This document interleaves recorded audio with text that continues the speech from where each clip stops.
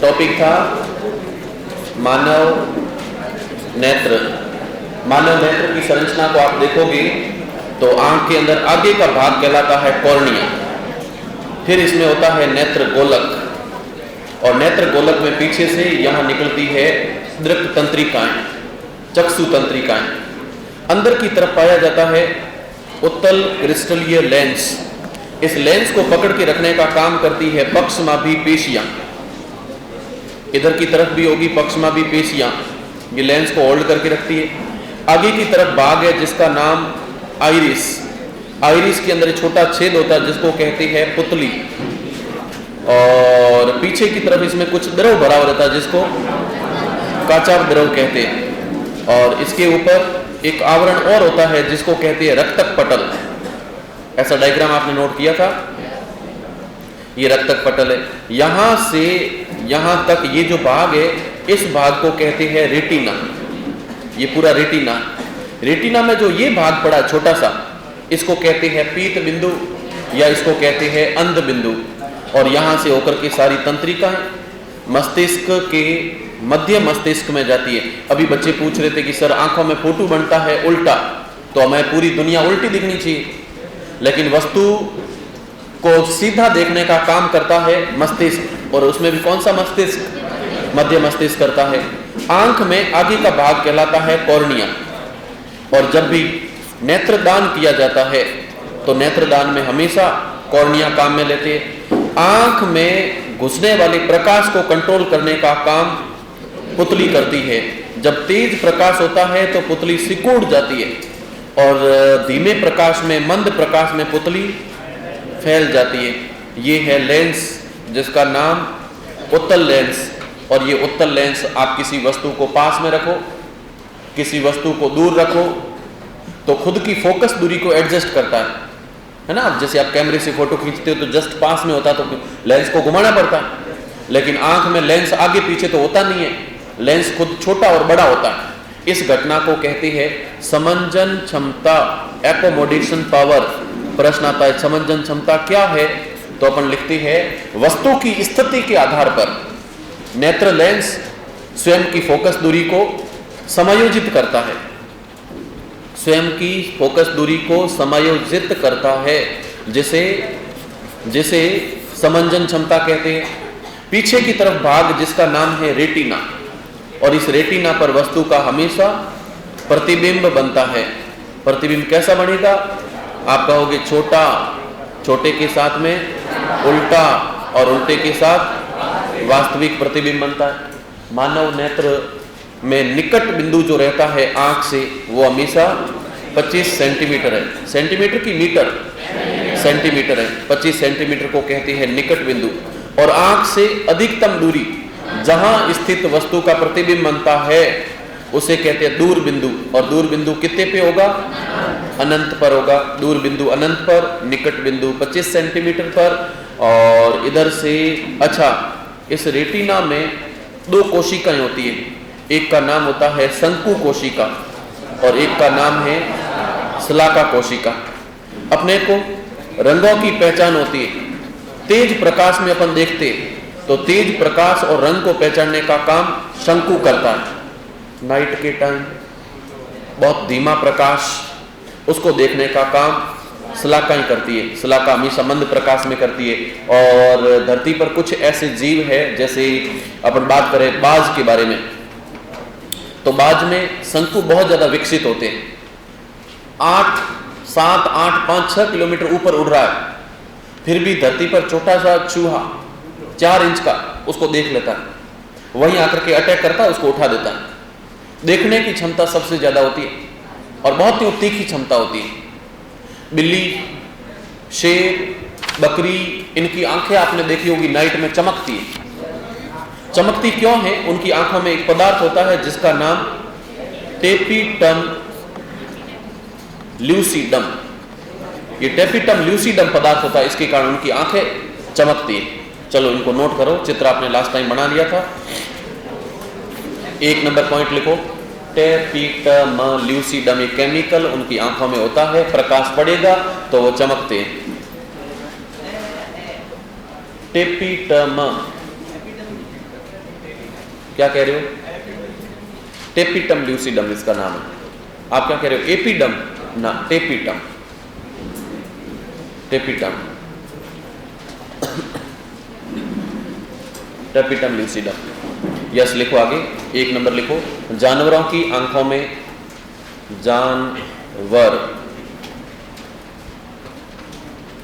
जानवरों की आंखों में, शब्दों को तोड़ो मत, जैसा है वैसा समझो तुम।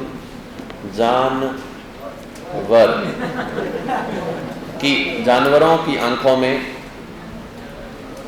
जानवरों की आंखों में टेपिटम ल्यूसिडम, जानवरों की आंखों में टेपिटम ल्यूसिडम रात्रि में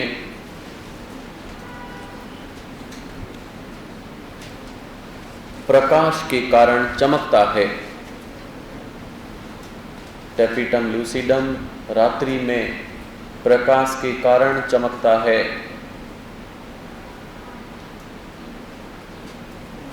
रात्रि में प्रकाश के कारण चमकता है।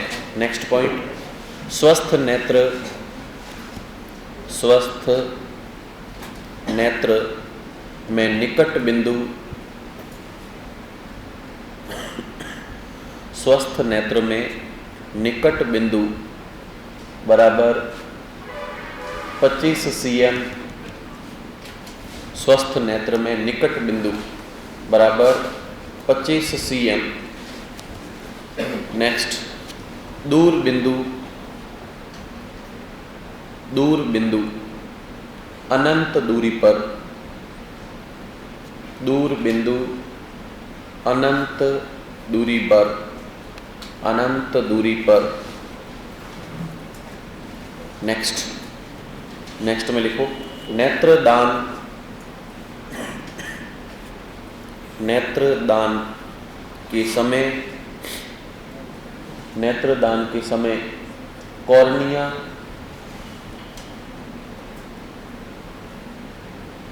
नेत्रदान के समय कॉर्निया उपयोग किया जाता है। नेत्रदान के समय कॉर्निया उपयोग किया जाता है। आंखें दान होती हैं तो पूरा डोळा नहीं निकालते, केवल कॉर्निया निकाल लेते हैं। नेत्रदान में कॉर्निया उपयोग किया जाता है। आगे लिखो, आंख में रंग का निर्धारण, आंख में रंग का निर्धारण आइरिस से होता है। आंख में रंग का निर्धारण आइरिस द्वारा, आंख में रंग का निर्धारण आइरिस द्वारा, आइरिस द्वारा। नेक्स्ट, आंख में, आंख में प्रवेश, आंख में प्रवेश करने वाले, आंख में प्रवेश करने वाले प्रकाश का नियंत्रण,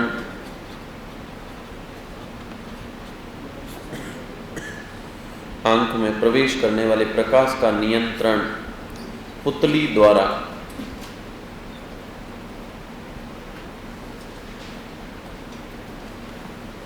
आंख में प्रवेश करने वाले प्रकाश का नियंत्रण पुतली द्वारा, पुतली द्वारा।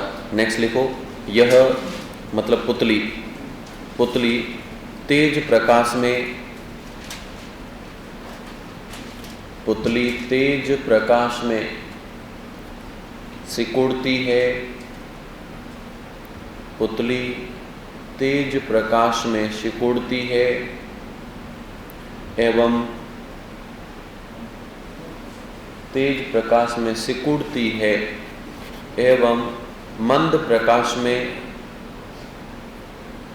फैल जाती है। तेज प्रकाश में सिकुड़ती है एवं मंद प्रकाश में फैल जाती है। नेक्स्ट लाइन में लिखो, मानव नेत्र में, मानव नेत्र में क्रिस्टलीय, मानव नेत्र में क्रिस्टलीय उत्तल लेंस, क्रिस्टलीय उत्तल लेंस उपस्थित, क्रिस्टलीय उत्तल लेंस उपस्थित। अगला पॉइंट लिखो, समंजन क्षमता, समंजन क्षमता, एकोमोडेशन पावर, समंजन क्षमता। नेत्र लेंस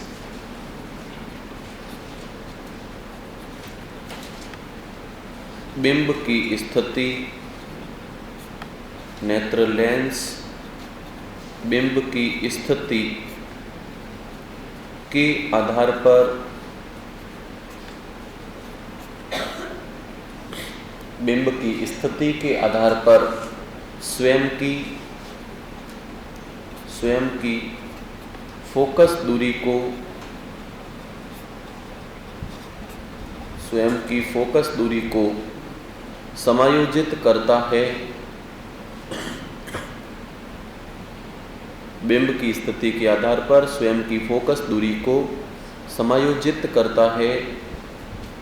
इसे समंजन क्षमता कहते हैं।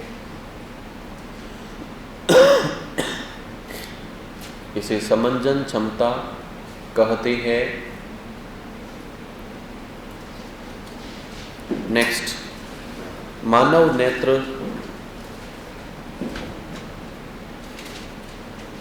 नेत्र लेंस को, मानव नेत्र लेंस को समायोजित करने हेतु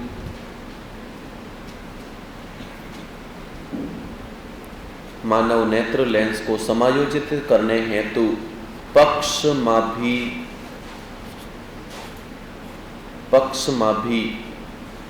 पेशियां पाई जाती है।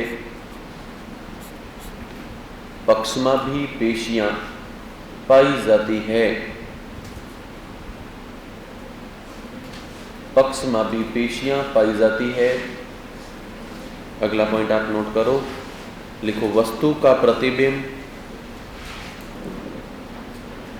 वस्तु का प्रतिबिंब रेटिना पर, वस्तु का प्रतिबिंब रेटिना पर उल्टा छोटा वास्तविक, वस्तु का प्रतिबिंब रेटिना पर उल्टा छोटा वास्तविक, प्रतिबिंब रेटिना पर उल्टा छोटा वास्तविक, जिसे मध्य मस्तिष्क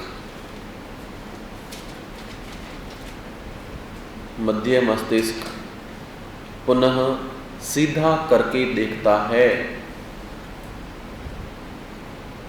जिसे पुनः मध्य मस्तिष्क सीधा करके देखता है। आगे लिखो, रेटिना में शंकु कोशिका, रेटिना में शंकु कोशिका, रेटिना में शंकु कोशिका तेज प्रकाश, रेटिना में शंकु कोशिका तेज प्रकाश एवं रंग को पहचानती है। शंकु कोशिका तेज प्रकाश एवं रंग को पहचानती है। तेज प्रकाश एवं रंग को पहचानती है। जबकि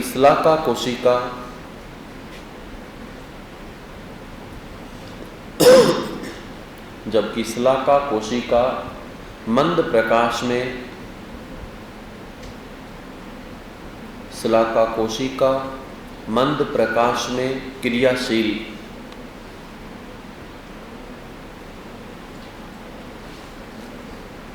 नेक्स्ट, नेत्र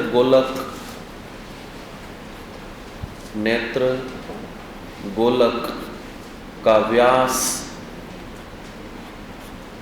नेत्र गोलक का व्यास 2.5 सेंटीमीटर, नेत्र गोलक का व्यास 2.5 सेंटीमीटर, नेत्र गोलक का व्यास 2.5 सेंटीमीटर, 2.5 सेंटीमीटर। इसे वास्तविक आकार, इसे वास्तविक आकार देने हेतु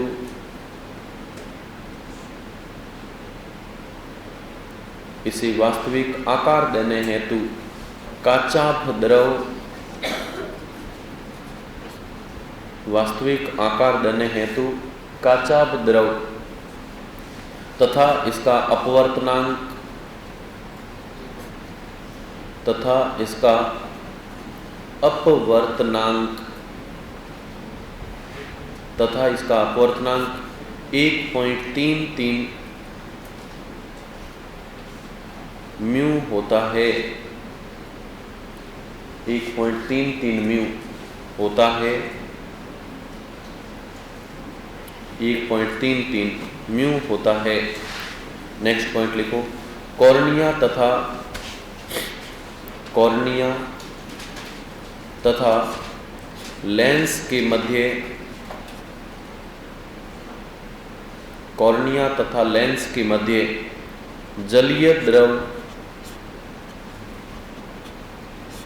कॉर्निया तथा लेंस के मध्य जलीय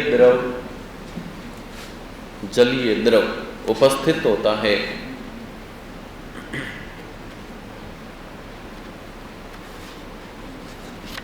जलीय द्रव उपस्थित होता है। नेक्स्ट पॉइंट लिखो, मानव नेत्र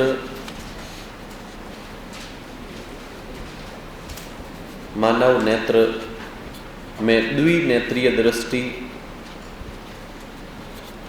मानव नेत्र में द्विनेत्रीय दृष्टि के कारण दोनों आंखें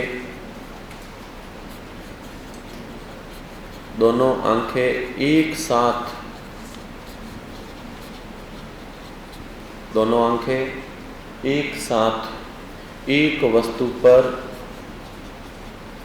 दोनों आंखें एक साथ एक वस्तु पर केंद्रित होती है।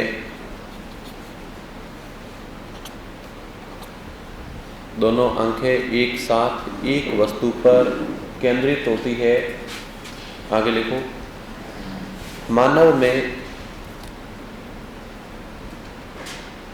में आंख त्रिविमीय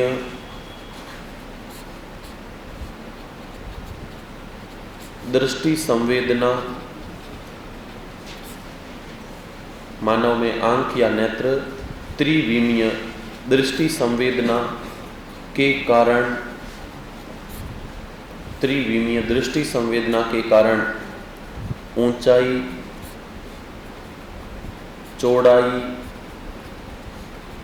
गहराई का यथार्थ अनुभव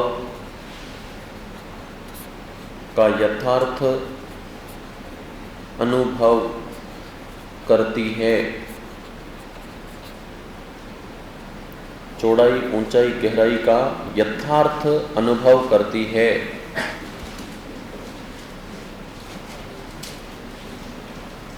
अगला पॉइंट, दोनों आंखों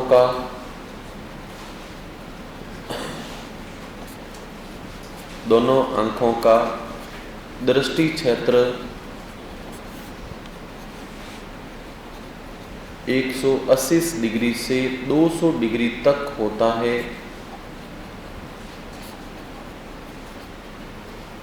180 डिग्री से 200 डिग्री तक होता है एवं एक नेत्र का दृष्टि क्षेत्र 150 डिग्री होता है। एक नेत्र का दृष्टि क्षेत्र 150 डिग्री होता है। एक नेत्र का दृष्टि क्षेत्र 150 डिग्री होता है।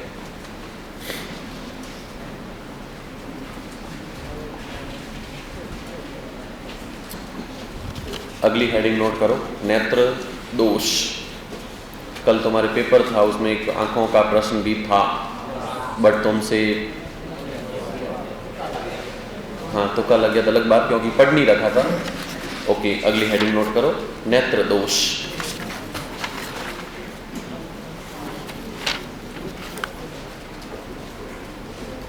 नेत्र दोष।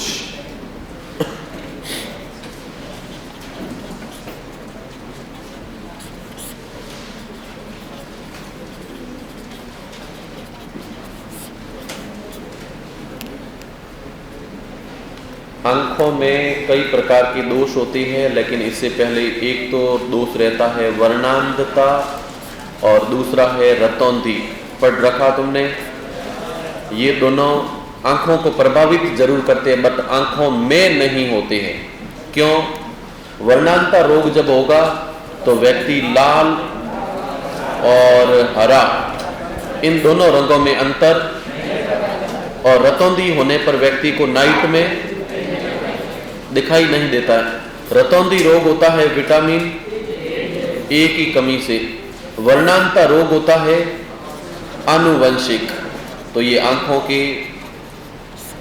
के दोष तो है, बट आंखों से नहीं होते, कहीं कहीं दूसरे कारणों से होते। मानव की आंखों में टोटल 5 प्रकार के दोष यहाँ पर पढ़ने वाले हैं, जिसमें 1 नंबर दोष का नाम है निकट दृष्टि दोष। निकट से पहले मैं दूर पे चला जाता हूँ। दूर दृष्टि दोष, इसी को कहते हैं दीर्घ दृष्टि दोष, इसी को कहते हैं हाइपरमेट्रोपिया। हाइपरमेट्रोपिया 3 नाम है, और हाइपरमेट्रोपिया डिफेक्ट या हाइपरमेट्रोपिया दोष कहते हैं।